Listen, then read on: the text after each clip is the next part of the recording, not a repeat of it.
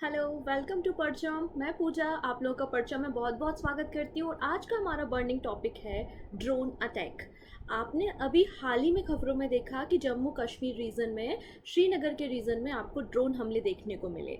तो इसी बारे में आज हमें चर्चा करनी है कि क्यों ये ड्रोन से टेररिज्म बढ़ता चला जा रहा है, क्या रीज़न है ड्रोन का उपयोग आतंकवादियों के द्वारा ज़्यादा से ज़्यादा उपयोग करने का, भारत का क्या स्टैंड है, भारत का क्या इनिशिएटिव है, भारत क्या स्टैंड ले रहा है हमारी एलओसी रीजन के लिए। तो वो सारी विषयों पे आज हम बात करेंगे।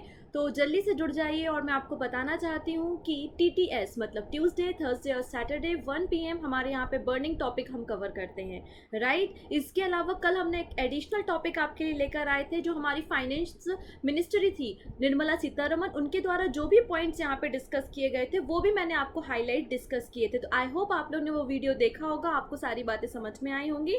तो आज का हमारा जो सेशन है वो ड्रोन अटैक के बारे में है। साथ ही साथ एक प्रैक्टिस क्वेश्चन को भी आप शामिल किया गया है, जिसका आंसर आपको कमेंट सेक्शन में देना नहीं भूलना है। तो लिंक को एक बार शेयर ज़रूर कर देंगे। ठीक है, आइए हम सेशन की शुरुआत करते हैं। सबसे पहले यहाँ पर हम न्यूज़ देखते हैं कि हाल ही में लगातार तीन दिनों से जो है वो ड्रोन जो है वो हमारे एलओसी रीजन में, हमारे जम्मू के रीजन में देखे जा रहे हैं। तो इससे ऊपर चिंता जताई जा रही है। हमारे जो डिफेंस मिनिस्टर है राजनाथ सिंह, वो भी लेह लद्दाख जम्मू गए थे वहाँ पर इन्वेस्टिगेट करने के लिए, दौरा करने के लिए, जिससे हम अपने बीएसएफ को, अपने जवानों को बूस्ट कर सकें और क्या किया जा सकता है भारत की सिक्योरिटी के लिए, भारत की रक्षा के लिए और इन ड्रोन अटैक से बचाव के लिए भारत का क्या इनिशिएटिव है। तो लगातार 3 दिनों से जो है वो ड्रोन जम्मू के रीजन में देखे जा रहे हैं और जम्मू के रीजन में ड्रोन अटैक भी हुआ। 1:37 AM के आसपास की बात है, लगभग रात को 2 बजे के आसपास की बात है। लगातार 2 ड्रोन अटैक जो है वो भारत में जम्मू रीजन में हमारे जो एयर बेस है वहाँ पर किया गया। हालांकि कोई नुकसान नहीं हुआ है, कोई जान माल की हानि नहीं हुई है, क्योंकि उनका जो टारगेट था वो जो हमारे एयरफोर्स के हेलीकॉप्टर्स थे उनको डिस्ट्रॉय करना इनका टारगेट था। लेकिन ये अपना टारगेट जो है वो नहीं मेजर कर पाए सही तरीके से। तो इनका जो अटैक है वो एयर बेस पे हुआ। लेकिन ये भी सोचने वाली बात है कि इतना सेंसिटिव जोन जो कि एयर बेस है, जहाँ पर इंडिया का एयर बेस है, उस पर अटैक होना, तो ये भी कहीं ना कहीं हमारी एक चूक मानी जा सकती है कि हम क्या कर रहे थे। हमारे पास ऐसा कोई सिस्टम क्यों नहीं है, जिस तरीके इसराइल के पास आयरन डोम टेक्नोलॉजी है, उस तरीके से हमारे पास कोई एक टेक्नोलॉजी क्यों नहीं है जिससे हम ड्रोन को ट्रैक कर सकें और उसको डिस्ट्रॉय कर सकें। तो यहाँ पर देखिएगा, ऐसा न्यूज़ में बताया जा रहा है कि एक जो ड्रोन है वो एयर बेस पे गिरा था, जिससे उसकी छत यहाँ पर देखिए रूफ जो है वो डिस्ट्रॉय हो गई। और दूसरा जो ड्रोन का हमला हुआ था जिसमें RDX था, तो वो ऐसे ओपन एरिया में गिरा है, जिससे कोई भी ज़्यादा डिस्ट्रक्शन नहीं हुआ है, कोई भी डिस्टॉर्शन नहीं हुआ है। लेकिन साथ ही साथ जो हमारे दो यहाँ पर एयरफोर्स के मेंबर हैं उनको हल्की सी इंजरी हुई है, ये बात यहाँ पर न्यूज़ में बताई जा रही है।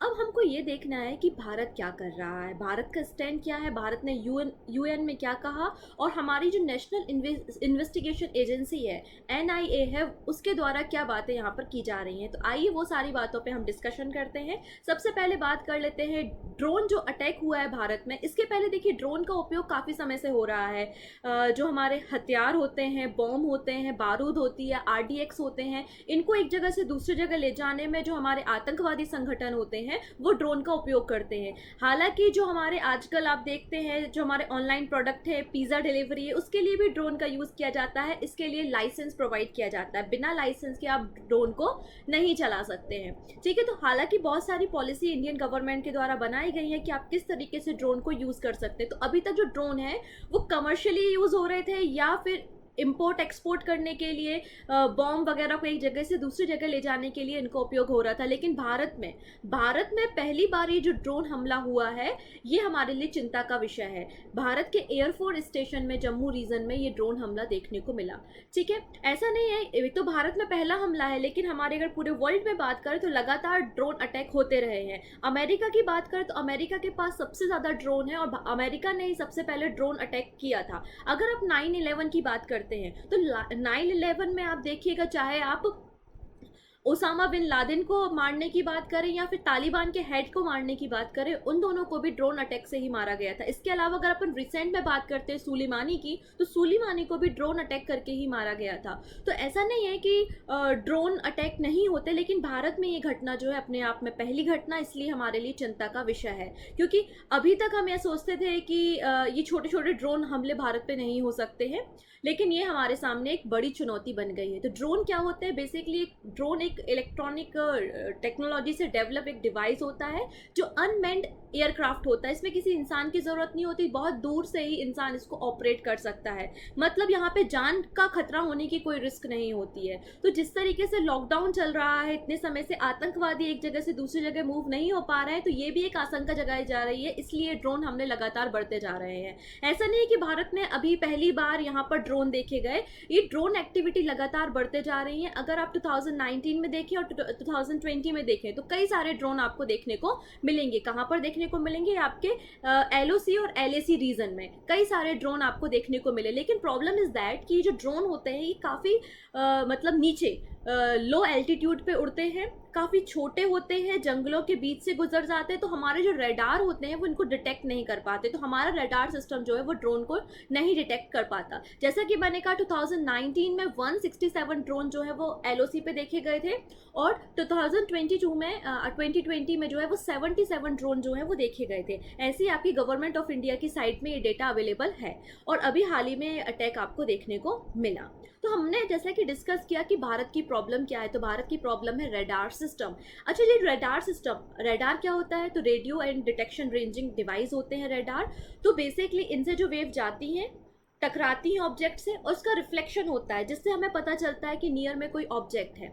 ठीक है, अगर ड्रोन बहुत छोटे होते तो हो सकता है अगर इन ड्रोन से रिफ्लेक्शन हुआ हो तो हम कंसीडर करते हैं कि स्मॉल बर्ड है, मतलब एक पक्षी की तरह इसको कंसीडर कर लिया जाता है। हम डिफ्रेंशिएट नहीं कर पाते कि ये ड्रोन है या फिर एक बर्ड है। और बहुत सारे तो ड्रोन जो है वो हमारे रडार में डिटेक्ट नहीं होते। तो भारत को क्या करना चाहिए, और हमारा DRDO जो है वो क्या कर रहा है, और भारत का स्टैंड क्या है, ज़रा वो भी देख लेते हैं। तो सबसे पहले भारत ने ये बात रेज की कहाँ पर? यूनाइटेड नेशन में, कि जम्मू में एयरबेस में अटैक किया गया ड्रोन हमला। लेकिन प्रॉब्लम इज दैट, ये तो वही बात हो गई ना कि हमने सिर्फ जाके इन्फॉर्मेशन दे दी UN में कि हमारे जम्मू रीजन में जो है वो अटैक हुआ। किसने किया, क्यों किया, कौन इसके पीछे जिम्मेदार है, ये सारी बातें हमने नहीं बताई। हमारा ये कहना है कि हमारी NIA इन्वेस्टिगेट कर रही है। उससे अच्छा ये होता कि पहले NIA का इन्वेस्टिगेशन पूरा हो जाता, फिर हम इन्फॉर्मेशन देते कि पाकिस्तान का सोर्स है या कौन सा ऐसा आतंकवादी संगठन है जो इसके पीछे है।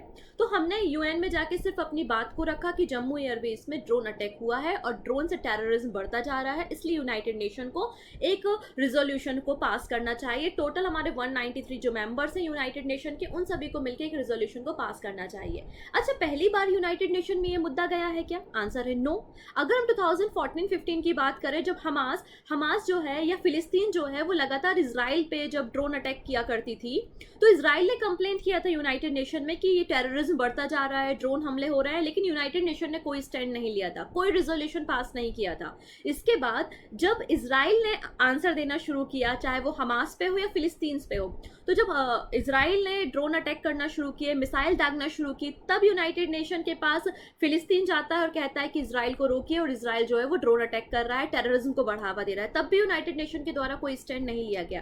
तो बहुत ज़्यादा ज़रूरत है, अगर इस तरीके की एक्टिविटी को कंट्रोल नहीं किया गया तो आगे फ्यूचर में बहुत ज़्यादा यहाँ पे मास डिस्ट्रक्शन होने की संभावनाएं बन सकती हैं। इसलिए यूनाइटेड नेशन को एक बहुत अच्छी स्ट्रेटजी यहाँ पे बनानी चाहिए ड्रोन्स को लेकर। आप यहाँ पे देख सकते हैं जो हमारा NIA है, NIA के द्वारा इन्वेस्टिगेशन में ये बात कही गई है कि जो तस्कर-ए-ताइबा जो एक आतंकवादी संगठन है पाकिस्तान का, उसका ये ड्रोन हो सकता है, और ये एक चाइनीज़ ड्रोन है, एक छोटा सा ड्रोन है जिसके द्वारा ये हमला किया गया।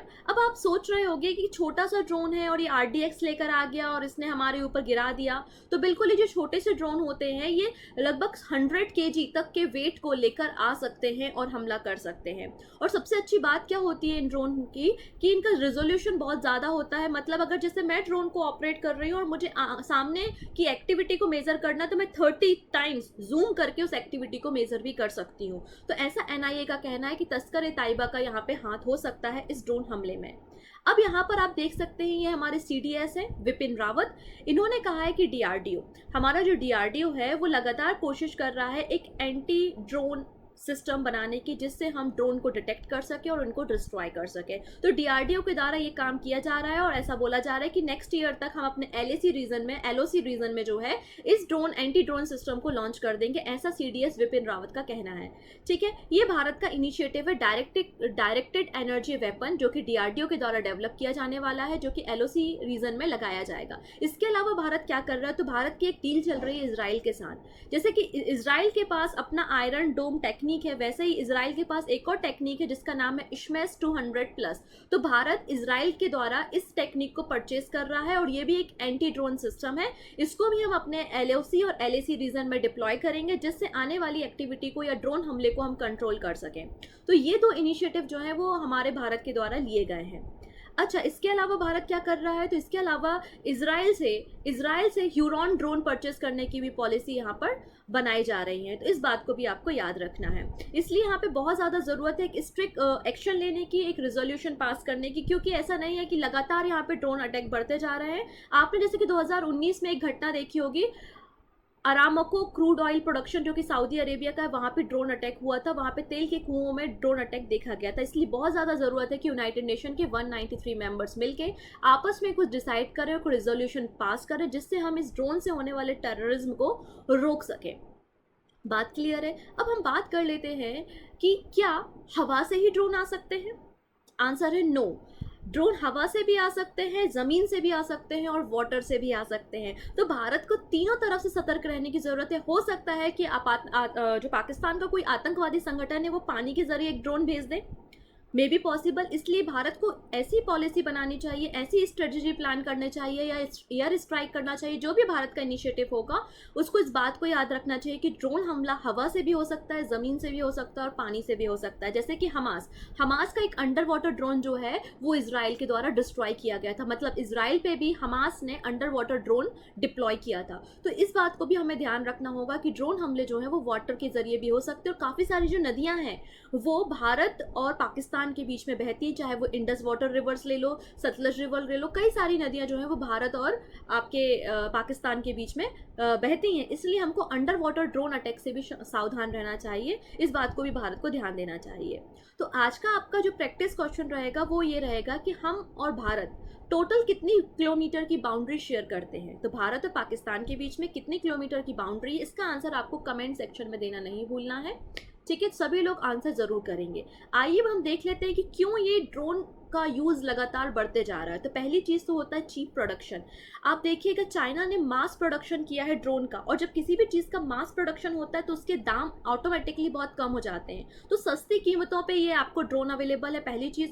दूसरी बात जो है, इनको आसानी से असेंबल किया जा सकता है। तो देखिएगा जैसे कोई भी ड्रोन होता है तो उसका एक लाइसेंस होता है, एक नंबर होता है, जिससे आप उसको डिटेक्ट कर सकते हो कि किसका ड्रोन है, कौन ऑपरेट कर रहा है, कहाँ से परचेस कर रहा है। लेकिन जब किसी ड्रोन को असेंबल कर रहे हो आप, तो ये सब चीज़ें फाइंड आउट करना बहुत डिफिकल्ट हो जाता है कि किस कंपनी का है, किसने असेंबल किया है, कौन इसका यूज़ कर रहा है। तो बहुत आसान होता है इसको मैन्युफैक्चर करना, और दूसरी बात ये बहुत सस्ते होते हैं, इसलिए ड्रोन जो एक्टिविटी है वो बढ़ते जा रही है।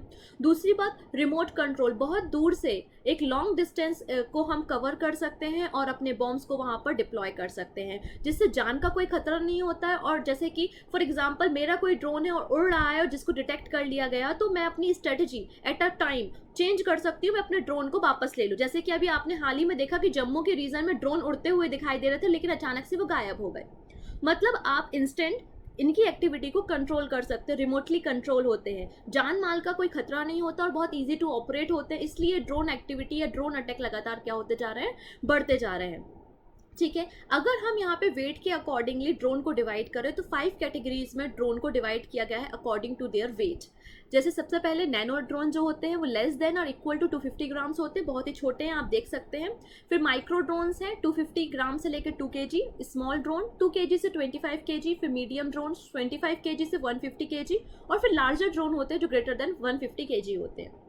ये तो केवल एक क्लासिफिकेशन, इसको याद रखने की आपको ज़रूरत नहीं है। आई होप आपको समझ में आया होगा कि भारत का स्टैंड क्या है और क्या अभी हाल ही में घटना हुई। इसी प्रकार के बर्निंग टॉपिक के साथ मैं फिर मिलूंगी, तब तक के लिए थैंक यू, अपना ध्यान रखिएगा और कमेंट में आंसर करना नहीं भूलेंगे। Thank you so much.